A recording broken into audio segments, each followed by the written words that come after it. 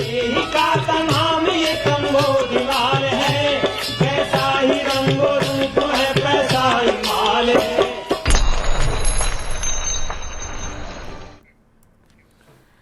नमस्कार, मैं हूं शुभम शंकरधर। आप देख रहे हैं मनी 9। स्वागत है आपका हमारे prime time show money central में। मेरे साथ स्टूडियो में खबरों के विश्लेषण के लिए मनी 9 के एडिटर अंशुमान तिवारी जी आ गए हैं। सर, बहुत स्वागत है आपका। अंशुमान जी से बात करें उससे पहले आपको बताएं आज कौन सी बड़ी खबरों को शामिल किया है हमारी टीम ने इस शो में। शुरुआत गेहूं की एक खबर के साथ होगी। खुले बाजार में खुले हाथ से गेहूं नहीं बेचेगी सरकार। क्यों ये नौबत आई, क्या इसका असर होगा, ये समझेंगे। अब सीधे आपके डीमेट अकाउंट में पहुंचेंगे शेयर। जी हां, सीधे डीमेट अकाउंट में सिक्योरिटी ट्रांसफर का नियम अब जरूरी कर दिया है सेबी ने। क्या इसका मतलब है, क्या इसका फायदा होगा, ये जानेंगे। एनबीएफसी को पैसा नहीं दे रहा है बैंक, फिर कौन दे रहा, किस दर पर दे रहा है, क्या इसका मतलब होगा, ये समझेंगे। क्यों नाराज हैं ग्लोबल एयरलाइंस, और नाराज इतनी कह रही हैं कि भारत में कारोबार बंद कर देंगे, क्या वजह है, ये समझेंगे। गठबंधन की सरकार में क्या होगा सुधारों का, ये दिन की बड़ी खबर है, ये समझना जरूरी है, क्योंकि अब सरकार तो गठबंधन की बनेगी, ये तय है। चाहे जिसकी बने, गठबंधन तो होगा ही होगा। तो उन सुधारों का क्या होगा, सरकार की मौजूदा स्कीमों का क्या होगा, ये सब समझेंगे आज दिन की बड़ी खबर में। और कमोडिटी बाजार में क्यों मची खलबली, ये एक और बड़ी खबर आज दिन की। सरकारी गोदामों से खुले बाजार में गेहूं की बिक्री में देरी हो सकती है। जी हां, इस साल सरकार ने किसानों से जो लक्ष्य रखा था गेहूं खरीद का, वो पूरा नहीं हो पाया, जिस वजह से सरकारी गोदामों में गेहूं का स्टॉक सीमित है। ऐसे में अपने स्टॉक से खुले बाजार में गेहूं बेचने में सरकार देरी कर सकती है। इस वजह से गेहूं की महंगाई बढ़ने की आशंका है। पहले ऐसे संकेत थे कि सरकार जून में ही खुले बाजार में गेहूं की बिक्री शुरू कर देगी, लेकिन अब बिक्री में देरी हो सकती है। इस साल सरकार ने किसानों से 320 लाख टन गेहूं का खरीद का लक्ष्य रखा था, 265 लाख टन ही खरीद हो पाई। सर, ऐसा क्यों हो रहा है? सबसे महत्वपूर्ण बात, सरकार के पास स्टॉक्स में कमी है और अब गेहूं की खरीद का सीज़न पूरा हो चुका है, निकल चुका है। और आमतौर पर जब सरकार खुले बाजार में गेहूं की बिक्री करती है तो वो मिलर्स को दिया जाता है, जो आटा बनाते हैं या गेहूं के उत्पाद बनाते हैं, ब्रेड वगैरह, उनके लिए दिया जाता है। लेकिन अब मौजूदा परिस्थिति में अनाज भंडार में गेहूँ की परिस्थिति को देखते हुए खुले बाजार में गेहूँ की बिक्री डाली जा सकती है और सरकार इसके लिए इंतज़ार करेगी खरीफ के मौसम के भंडार आ जाने का। सेंटर का जो बफर स्टॉक है, जो एफसीआई मेंटेन करता है, वो हम आपको बता चुके हैं कि बफर नॉर्म्स के लगभग बराबर आ गया था, जो पिछले कई सालों का न्यूनतम स्तर है। और ये स्थिति तब है जबकि गेहूं की खरीद हुई है। अब ऐसे हालात में बाजार में दो तरीके की परिस्थितियां बनती दिखाई देती हैं। चूंकि गेहूं का सीजन है और मिलर्स को, जिन्हें गेहूं के उत्पाद बनाने, उन्हें भी गेहूं की खरीद करनी पड़ेगी। शायद परोक्ष रूप से सरकार इस बात के लिए नज कर रही है या इस बात के लिए प्रेरित कर रही है कि किसानों से जाकर सीधे गेहूं खरीदें, बजाय सेंट्रल पूल से गेहूं की फ्री सेल पे या जो ओपन सेल होती उसकी खरीद पर निर्भर रहे। कुल तस्वीर ये बनती दिखाई दे रही है कि गेहूं की कीमतें बाजार में ऊंची रहेंगी। अभी अगर आप खाद्य मंत्रालय के आंकड़े के हिसाब से जाएं तो करीब 33.5 रुपए के आसपास की किलो की गेहूं की कीमत खाद्य मंत्रालय की वेबसाइट पर। हालांकि खुले बाजार में इसकी कीमतें इससे काफ़ी ज़्यादा हैं और यहीं अब ये तय करना होगा सरकार को कि गेहूं का ये चक्र पूरा होने के बाद, ये फसल का पूरा चक्र, रबी का चक्र पूरा होने के बाद, क्या वीट के इम्पोर्ट की नौबत आएगी, क्या आयात की ज़रूरत होगी, क्योंकि ये फाइल भी नई सरकार की मेज पर पहुंचने वाली होगी। पूंजी बाजार नियामक सेबी ने इन्वेस्टर्स के डीमेट अकाउंट में सिक्योरिटीज के डायरेक्ट भुगतान की प्रक्रिया को अनिवार्य बनाने का फैसला लिया है। 14 अक्टूबर 2024 से क्लियरिंग कॉरपोरेशन के लिए डीमेट अकाउंट में सीधे सिक्योरिटीज को ट्रांसफर करना अनिवार्य होगा। वर्तमान व्यवस्था में क्लियरिंग कॉरपोरेशन सिक्योरिटीज के भुगतान को ब्रोकर के खाते में जमा करता है, इसके बाद ब्रोकर ग्राहकों को डीमेट अकाउंट में इन्हें जमा करते हैं।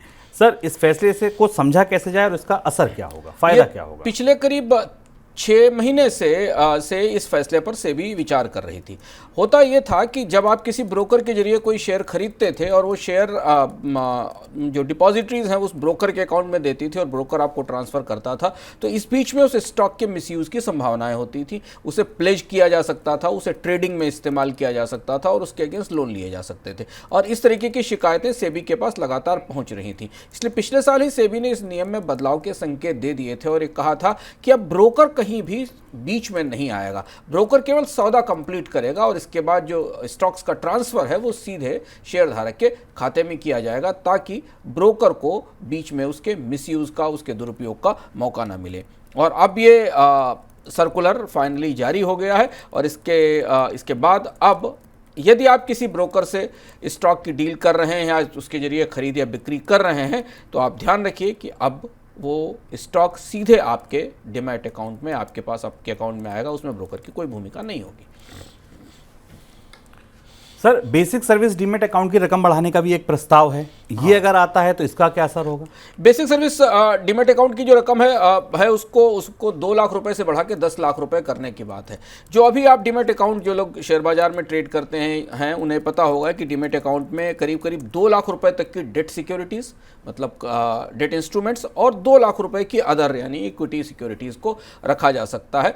ये सीमा है 2 लाख रुपए की, वैसे सीमा है, लेकिन दोनों को अलग अलग किया जा सकता है। इसे बढ़ाकर 10 लाख रुपए करने की बात हो रही है और इसकी वजह सिर्फ ये है कि रेगुलेटर सेबी ये चाहता है कि रिटेल पार्टिसिपेशन और ज़्यादा बढ़े, और अगर रिटेल निवेशक बड़े सौदे करना चाहते हैं और ज़्यादा स्टॉक्स डीमैट अकाउंट के जरिए खरीदना चाहते हैं तो उन्हें इसकी छूट मिले, और इसलिए जो थ्रेशोल्ड है, ये सीमा है, इसे बेसिक डीमैट सर्विस अकाउंट को जिसको BSDA कहते हैं उसे बढ़ाने के लिए के प्रस्ताव पर विचार किया जा रहा है। रिटेल निवेशकों को इससे फ़ायदा होगा कि जो भी इस डीमैट अकाउंट का जो एलिजिबिलिटी क्राइटेरिया है या जो इसकी का पैमाना है, मानदंड उसे पूरा करते हैं, वो और ज़्यादा स्टॉक्स खरीद सकेंगे और ट्रेडिंग में सक्रियता से भाग ले सकेंगे।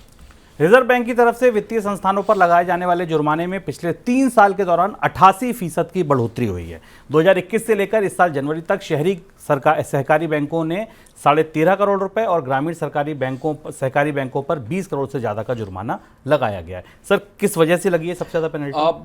भारत के अर्बन कोऑपरेटिव और कोऑपरेटिव बैंकों में केवाईसी और मनी लॉन्ड्रिंग की गंभीर शिकायतें आई, और ये जानना जरूरी है कि पिछले हम 5-6 महीने से लगातार केवाईसी और के मामलों को लेकर एक ज़बरदस्त अफरा तफरी देख रहे हैं, चाहे फिनटेक कंपनियां हों या बैंक हों।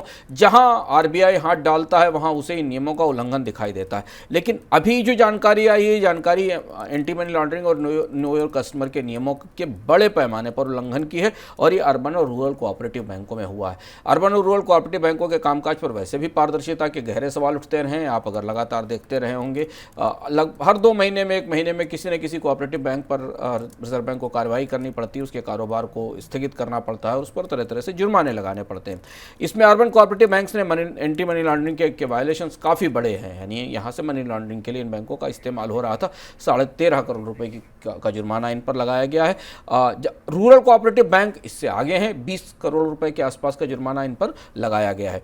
और अब जाकर जब ये इस तरीके की सूचनाएं और जानकारियां रिजर्व बैंक के पास पहुंच रही हैं, तब उसे समझ में आ रहा है कि केवाईसी की जो पूरी व्यवस्था प्रत्यक्ष रूप से सामने दिख रही थी, उसके पीछे कुछ और ही चल रहा था।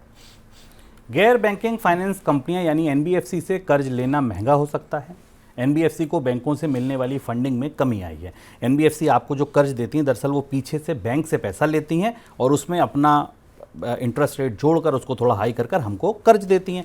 अब बैंक उनको पैसा नहीं दे रहे हैं। अपनी ज़रूरत के लिए ये कंपनियां महंगी दरों पर दूसरी जगह से कर्ज उठा रही हैं, जिस वजह से इन कंपनियों की कर्ज की लागत बढ़ गई। लागत बढ़ने से आगे भी ये कंपनियां महंगी दर पर कर्ज बांटेंगी। यही कारण है कि NBFC के कर्ज पहले के मुकाबले महंगे हो रहे हैं। सर, बात यह है कि ये पैसा मिल कहाँ से रहा है? बैंक नहीं तो फिर कौन? RBI ने पिछले साल ही इस बात पर सख्ती शुरू कर दी थी कि जो प्रमुख बैंक हैं उनको नॉन बैंकिंग वित्तीय कंपनियों को या शैडो बैंक्स को कर्ज देने में सख्ती करनी होगी। आपको पता है कि जो शैडो बैंक्स हैं, NBFC कंपनियां हैं, उन लोगों को कर्ज देती हैं जिन्हें आमतौर पर बैंकों से कर्ज नहीं मिलता, जिनकी क्रेडिट प्रोफाइल अच्छी नहीं होती है, जिनके सिबिल स्कोर्स अच्छे नहीं होते। NBFC उसी का प्रीमियम वसूलती हैं और बैंक से पैसा लेकर आगे शैडो बैंकिंग के थ्रू इन ऐसे लोगों को देती हैं जिनको बैंक से कर्ज लेने की का अवसर नहीं मिलता है। हुआ ये कि जब रिजर्व बैंक ने पिछले साल अनसिक्योर्ड लोन्स पर, क्रेडिट कार्ड के अगेंस्ट फाइनेंस पर सख्ती शुरू की, तो ये पता चला कि इसका एक बड़ा हिस्सा NBFCs के जरिए रूट हो रहा है, जो इस तरीके के अनसिक्योर्ड और असुरक्षित कर्जों में जा रहा है। बैंकों का जो प्रमुख कर्ज का काम है, उसमें पिछले 1 साल के दौरान सबसे ज़्यादा ग्रोथ NBFC को कर्ज देने में आई। इसे आप बैंकों के स्तर पर लेजी बैंकिंग कह सकते हैं कि बैंकों के पास पूंजी उन्होंने NBFCs को दे दी, उन्होंने बेहतर मार्जिन पर पैसा उठाया और आगे दिया और उसके बाद उसका रिटर्न बैंकों को मिला। अब जब बैंकों ने सख्ती की, प्रोविजनिंग के नाम बढ़ाए, अनसिक्योर्ड लोन को लेकर नियम बदले, तो कर्ज पर ब्याज दरों में बढ़ोतरी हुई और उसका असर एनबीएफसीज के कारोबार पर पड़ा, तो एनबीएफसी घूम गई म्यूचुअल फंड्स की तरफ। म्यूचुअल फंड्स को इस बात की इजाज़त है कि एनबीएफसीज को कर्ज दे सकते हैं, उनके बॉन्ड में निवेश कर सकते हैं, उनको शॉर्ट टर्म फंड्स भी अवेलेबल करा सकते हैं। भारत में म्यूचुअल फंड्स के पास ह्यूज कैश रिजर्व रहते हैं। तो जो ताज़ा आंकड़ा आया कैरिज की रिपोर्ट के हिसाब से उसे पता चला कि अप्रैल 2024 में एनबीएफसीज को म्यूचुअल फंड की फंडिंग में करीब 30% की बढ़ोतरी हुई है, 2 लाख करोड़ रुपए से ऊपर पहुंच गया। यानी बैंकों ने अपने खिड़की के दरवाजे बंद किए या खिड़की सक्रिय की तो म्यूचुअल फंड से पैसा इनके पास पहुंचने लगा है। और यही चुनौती एनबीएफसीज के साथ इससे पहले भी आती रही है कि एनबीएफसीज को जब बैंक पैसा नहीं देते तो म्यूचुअल फंड्स के पास सरप्लस फंड जो पड़ा होता है उसमें निवेश के लिए जाता है। लेकिन इस समय जबकि ब्याज दरें ऊंची हैं, रिकवरी की चुनौतियां बैंकों के सामने हैं, तो खतरा ये है कि इसी तरीके की चुनौतियां एनबीएफसीज के सामने भी आने वाले समय में आएंगी।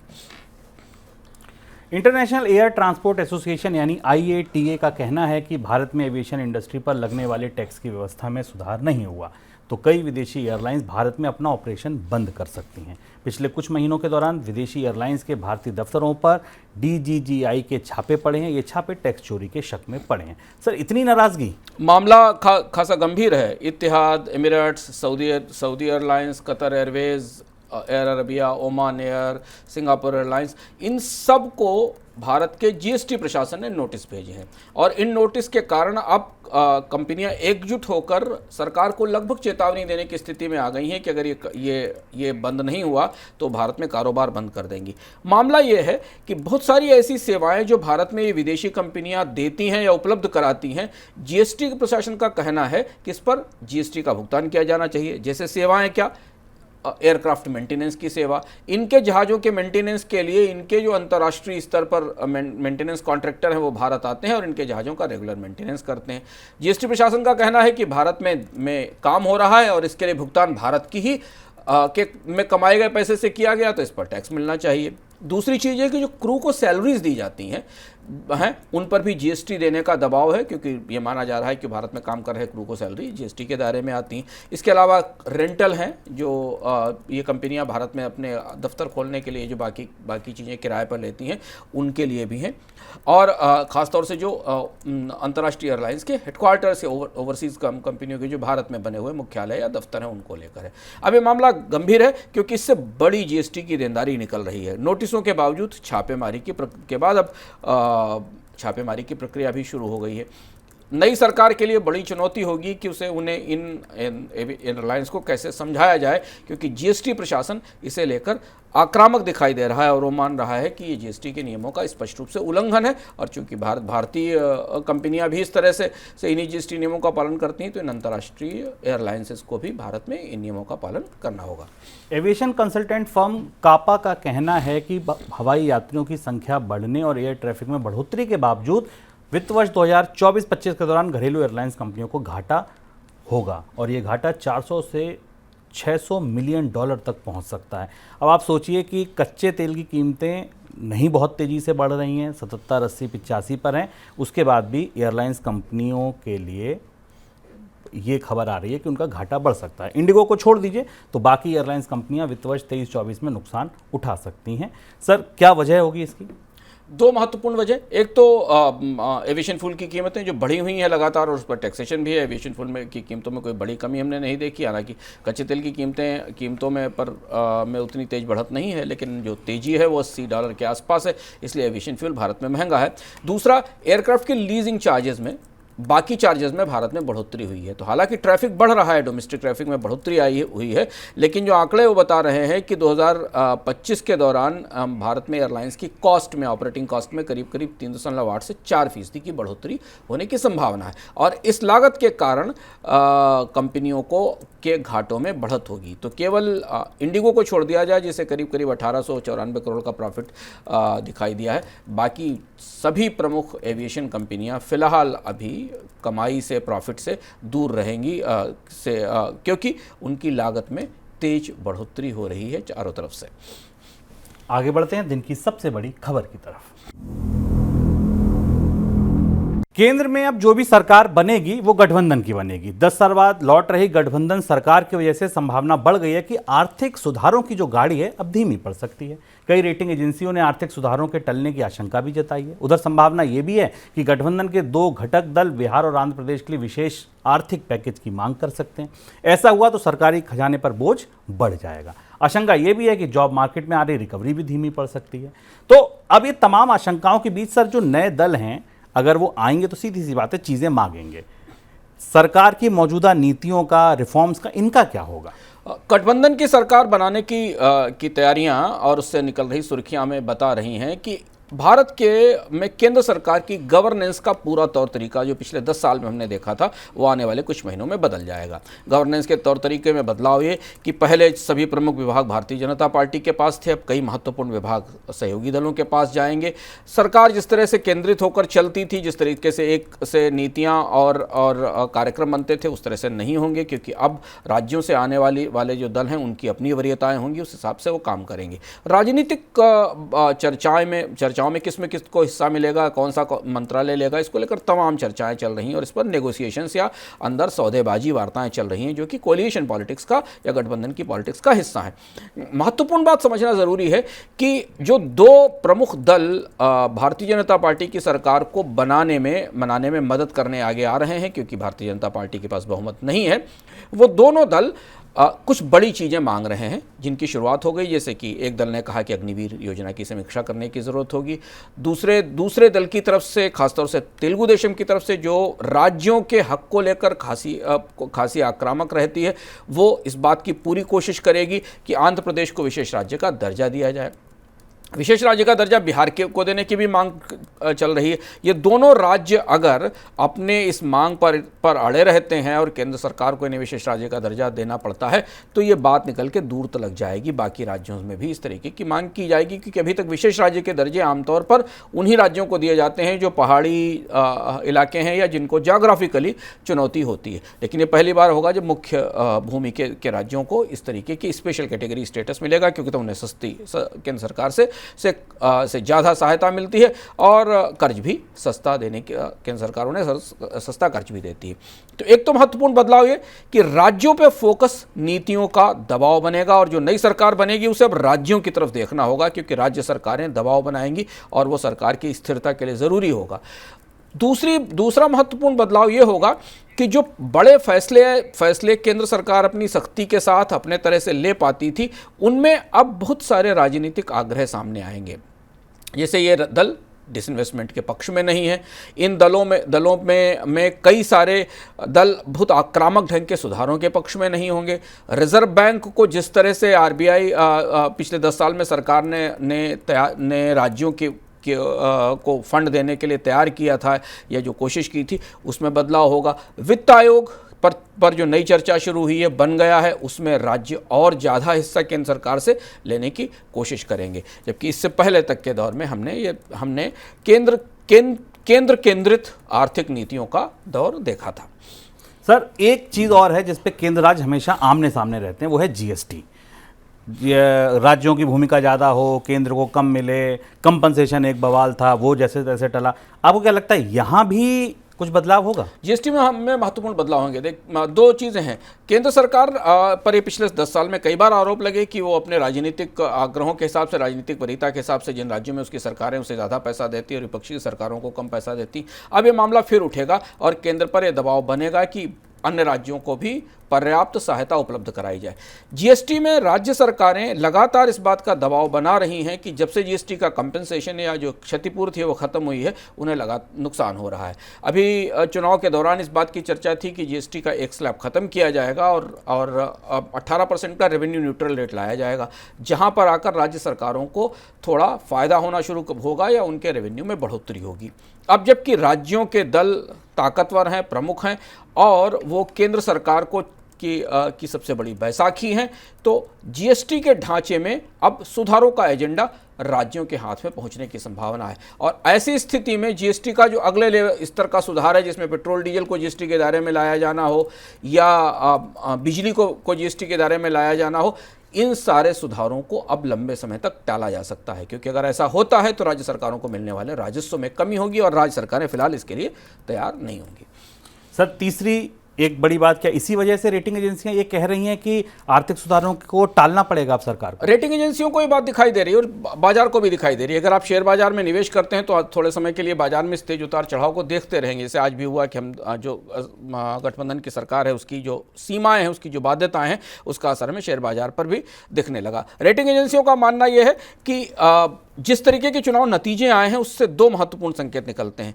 भारतीय जनता पार्टी की सरकार को उत्तर भारत में और पश्चिम भारत में बड़ा नुकसान हुआ, करीब करीब 53 सीटों का नुकसान उत्तर भारत में हुआ, 13 सीटों का नुकसान, 15 सीटों का नुकसान पश्चिम भारत में हुआ। यह तब हुआ जब पिछले 10 साल के दौरान केंद्र सरकार ने रिकॉर्ड खर्च किया था, क्योंकि प्राइवेट इन्वेस्टमेंट तो था नहीं, मुफ्त अनाज की स्कीमें दी गई, बहुत सारी ऐसी योजनाएं चलाई गई। ये माना जा रहा था जो पॉपुलिस्ट थी जिनके जरिए सरकार को वोट मिलने चाहिए थे, पर वैसे वोट नहीं मिले। रेटिंग एजेंसियों का डर यह है कि आने वाले समय में केंद्र सरकार को ऐसी ही स्कीमों पर और भी खर्च करना पड़ सकता है। हालांकि इनके नतीजे नहीं निकले हैं, लेकिन इससे आगे और क्या खर्च किया जाएगा ये देखना होगा, और इससे डेफिसिट फिनेंसिंग बढ़ेगी।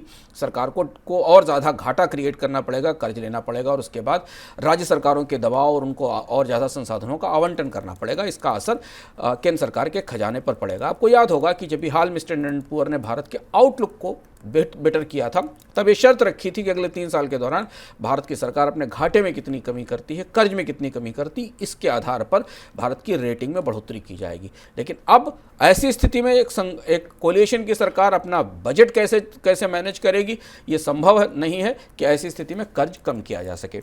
दूसरा 3-4 बड़े सुधार, जिससे डिसइन्वेस्टमेंट पीछे जाएगा। अब बहुत सारे राजनीतिक दल जो केंद्र सरकार के साथ खड़े होंगे वो सरकारी कंपनियों के विनिवेश पर, निजीकरण पर सहमत नहीं है। इसलिए इस सुधार को भी पीछे रोकना पड़ेगा और इसका असर भी सीधे तौर पर केंद्र सरकार के बजट पर दिखाई देगा। तीसरी और महत्वपूर्ण बात यह कि इस बात की संभावना थी कि अगर सरकार पूर्ण बहुमत में आती तो शायद जुलाई के बाद हम टैक्सेशन का नया दौर देखते, क्योंकि रेवेन्यू जुटाने की जरूरत थी। अब जिस तरीके के लोक लुभावन दबाव हैं और फिर भारत में पूरा एक कैलेंडर है चुनावों का जो इसके बाद खुलने वाला है, कई बड़े राज्यों के चुनाव आने वाले हैं, वैसी परिस्थिति में केंद्र सरकार कुछ ऐसा नहीं करेगी जिससे कि उसके एलाइज को या उसके सहयोगी दलों को अपने राज्यों में अपने वोटरों को फेस करने में दिक्कत हो, और इसलिए टैक्स लगाने की संभावनाएं भी सीमित होती दिखाई देंगी। और यही वजह है कि रेटिंग एजेंसियों को इस नई सरकार को लेकर चिंताएं और आशंकाएं दिख रही हैं। अमेरिकी डॉलर में नरमी की वजह से कमोडिटी बाजार में खलबली मच गई। विदेशी बाजार में गोल्ड का भाव फिर से $2400 के करीब पहुंच गया। चांदी का भाव $30 के ऊपर पहुंच गया। ब्रेंट क्रूड $79 के करीब आ गया। अमेरिकी डॉलर की बात करें तो डॉलर इंडेक्स घटकर 104 तक आ गया। सर, क्या असर होगा इसका आगे? कच्चे तेल की कीमतों में थोड़ी तेजी दिखाई दी, हालांकि अभी गिरावट बनी हुई थी लगातार, और ये इस बढ़ोतरी का असर हमें कमोडिटी की महंगाई के तौर पर दिखेगा। कॉपर की कीमतें लगातार तेज बनी हुई हैं, और अब करेंसी में जिस तरीके के चेंजेस हो रहे हैं उसका असर हमें कमोडिटी इन्फ्लेशन के तौर पर दिखाई दे रहा है। अगर चीन की अर्थव्यवस्था से आने वाले समय में अनुमान थोड़े और बेहतर हुए तो फिर हम इन कमोडिटीज़ की कीमतों में तेजी का एक दौर और बनता देखेंगे, क्योंकि कमोडिटी प्रोड्यूसर्स पूरी दुनिया में अब बदलते साइकिल के साथ खुद को एडजस्ट कर चुके हैं और उन्होंने अपने उत्पादन पर को ठीक ढंग से नियंत्रित करना शुरू कर दिया है। तो इसलिए बाजार में कमोडिटी का जो साइकिल है, जो तेजी का साइकिल है, वो जल्दी टूटता हुआ नहीं दिख रहा है। आगे बढ़ते हैं झटपट खबरों की तरफ।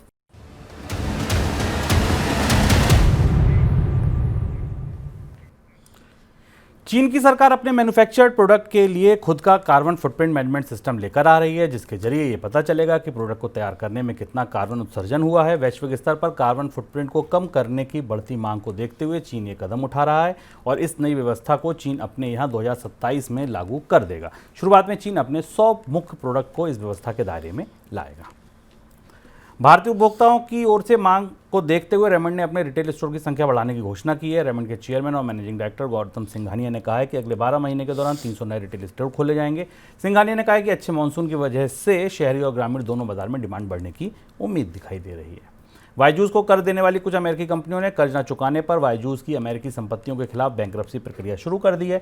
वाईजूस के ऊपर $1.4 अरब का टर्म लोन बकाया है। अमेरिकी कर्जदाताओं का कहना है कि उन्होंने वाईजूस का बकाया चुकाने के लिए बहुत समय दिया, अब मामले को निपटाने के लिए हर संभव प्रयास भी किए, लेकिन अब मामले को निपटाने के लिए यही अंतिम रास्ता था जिसको उन्हें चुनना पड़ा। सर कोई टिप्पणी आपकी? चीन की इस पहल को करीब से देखा जाना चाहिए। चीन को ये पता है कि पूरी दुनिया अब उसके खिलाफ आक्रामक हो रही है। अमेरिका ने अपने एंटी डंपिंग ड्यूटी लगाई है, यूरोप के देश भी सख्ती कर रहे हैं। तो चीन के निर्यात पर आने वाले समय में सबसे बड़ा खतरा उसका हाई कार्बन डेंसिटी है, यानी वहाँ इन उत्पादों को बनाने के लिए जो कोयले का और नेचुरल गैस का इस्तेमाल होता है, जिसके कारण उनका कार्बन फुटप्रिंट ज़्यादा है, उनको बनाने में कार्बन उत्सर्जन ज़्यादा होता है।